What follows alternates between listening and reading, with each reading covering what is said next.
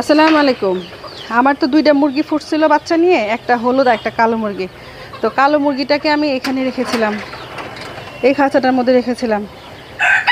ওটা 7টা বাচ্চা ছিল, 7টা বাচ্চা দিয়ে। তো এই 7টা বাচ্চা আমার একটু ভুলের কারণে সাবধানতা অবলম্বন করি নাই মনে হয়, এজন্যই এই অবস্থা। দেখুন এই যে ফাঁকাগুলো আছে না, এই যে ফাঁকা, আমি তো এইভাবে একটা কাপড় বিছিয়ে দিছি, কিন্তু এই যে এখানে একটু ফাঁক ছিল, এই ফাঁকটা দিয়ে সম্ভবত আমার বাচ্চাগুলা পড়ে গেছে নিচে। নিচে পড়ে যাওয়ার পর ওই যে বড় বড় পাবলিকরা আছে না, বড় বড় পাবলিকরা আমার এই দুইটা বাচ্চাকে এমনভাবে মারছে, ওদের মারা দেখলে আপনারই খারাপ লাগবে। ভালো সুস্থ বাচ্চাগুলো আমি রেখে গেছিলাম, আর এই সুস্থ বাচ্চাগুলা দেখুন কি অবস্থা।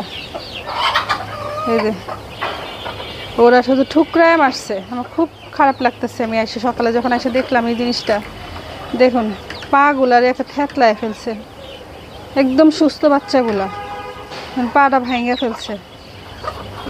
মুরগির বাচ্চা রাখার ক্ষেত্রে সাবধানতা অবলম্বন করবেন, বিশেষ করে স্টিলের খাঁচাগুলাই এদের জন্য ভালো। আমি অসুখে মরলে তাও তো খারাপ লাগে না, কিন্তু ওরা এভাবে মারছে, আমার খুব খারাপ লাগছে।